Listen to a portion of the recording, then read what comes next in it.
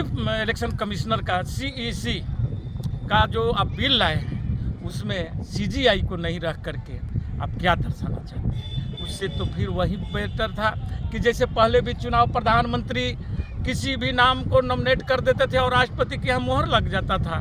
फिर लाल किले से वे अपने अंतिम भाषण दे रहे थे और आज उनके भाषण में जिस ढंग की निरस्ता देखने को मिली है, इससे साफ जाहिर हो रहा था कि वह प्रधानमंत्री जी 2024 के चुनाव लड़ने से पहले हार चुके हैं। देश की ज्वलंत समस्याएं जो है आज महंगाई, बेरोजगारी, महिला उत्पीड़न या अन्य तमाम जो आम पब्लिक के हितों की बात थी उस पर कोई चर्चा नहीं की है। 2-3 कानून और भी ला रहे हैं, आईपीसी, सीआरपीसी और एविडेंस एक्ट का जो कानून ला रहे हैं। क्या कभी आपने सोचा या क्या आप नहीं सोचते हैं? आपके बारे में तो लोग बोलता ही है कि चौथी पास है, लेकिन क्या आप में कोई पढ़े लिखे भी व्यक्ति नहीं है जिन्हें ये नहीं मालूम है कि जो आप कानून ला रहे हैं उसमें पुलिस को और भी हाथ मजबूत कर रहे हैं। पुलिस के पास तो पहले ही इतनी कि वह 15-15 दिनों तक लोगों को डिटेन कर करके जेलों में रखता था, लेकिन आप जो ये ला रहे हैं 6 महीना से 9 महीना तक जांच के नाम पर पुलिस क्या उसका दुरुपयोग करना बंद कर देगा?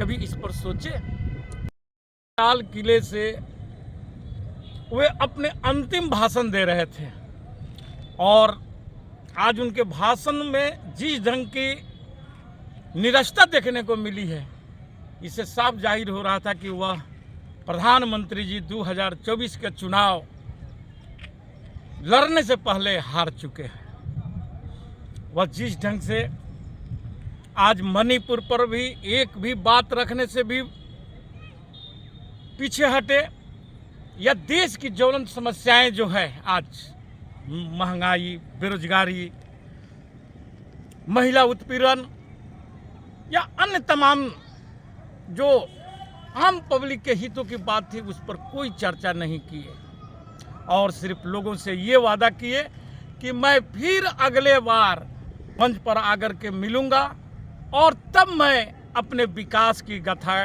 गाऊंगा। मैं प्रधानमंत्री जी से पूछना चाहता हूं, देश पूछना चाहता है कि प्रधानमंत्री साहब, आपने ये 9 साल की अपनी उपलब्धियां क्यों नहीं गिना रहे हैं?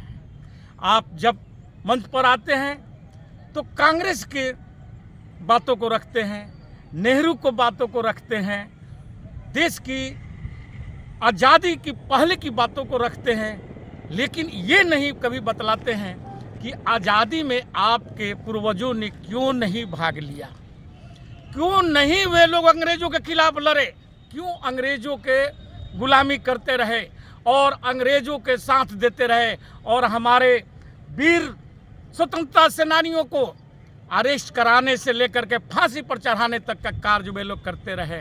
चाहे वह आपका श्यामा प्रसाद जो संस्थापक हैं, श्यामा प्रसाद मुखर्जी जी या सावरकर जी, जो इनको आप वीर बनाने में लगे हुए हैं, आपके पूरा कुनबा उन्हें वीर बनाने में लगा हुआ, वे लोग क्यों नहीं स्वतंत्रता संग्राम में भाग ले रहे थे? लेकिन आप आज उन्हीं सारे चीज़ों को एक मुहिम चला करके और उन महापुरुषों को बदनाम करने का एक प्रयास कर रहे हैं जिन्होंने हमें आज़ादी दिलाई थी।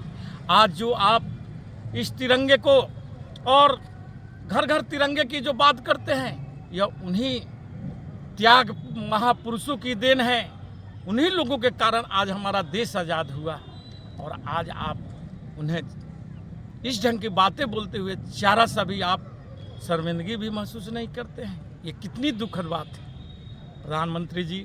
दूसरी तरफ जो इस लोकतंत्र में बोलने की आज़ादी को ही लोकतंत्र बोला गया है, लेकिन आप उसे बोलने वाले को रोकने का प्रयास करते हैं। सदन हो, सड़क हो या कोई मंच हो, यदि कोई विपक्षी पार्टियां यदि आपके खिलाफ में, आपके सरकार के खिलाफ में आवाज़ उठाती है तो आप उन पर एफआईआर दर्ज कराते हैं, उन्हें जेल भेजने का प्रयास करते हैं, उन्हें सदन से निकालने का प्रयास करते हैं, जिसकी तमाम कई उदाहरणें हैं जो अभी सदन में भी देखने को मिला कि संजय सिंह को निकाला गया, अधीर रंजन साहब को निकाला गया जो कांग्रेस के हैं, फिर चड्ढा जी जो आपके हैं उन्हें आप लोगों ने निकाला।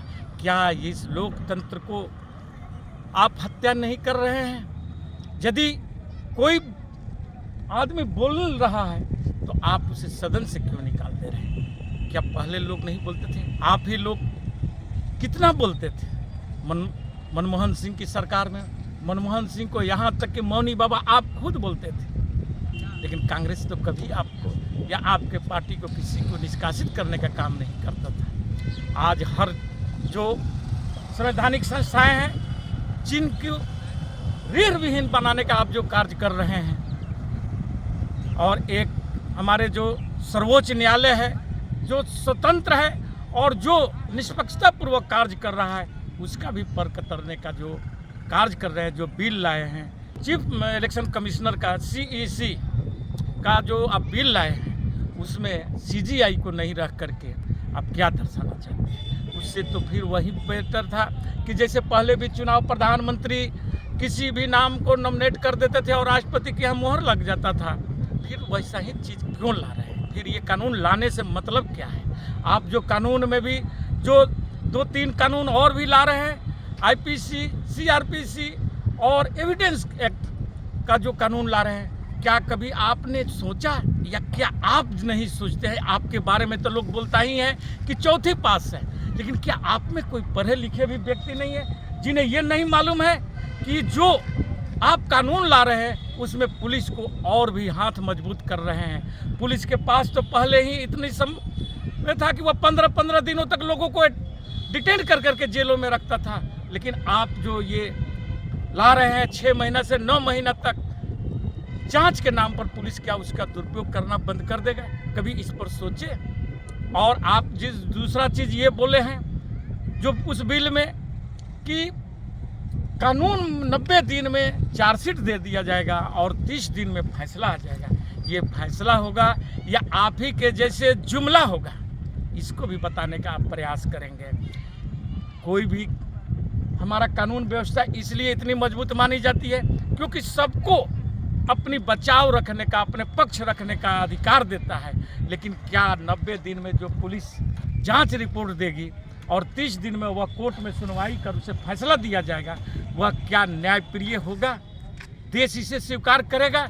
कभी देश से एक ट्विटर हैंडल पर आप एक प्रोग्राम चला करके देख लीजिए, अगर देशवासी इसे एक्सेप्ट करते हैं तो फिर इसे लागू करिएगा, अन्यथा ये सारे चीज़ आपका धरा का धरा रह जाएगा।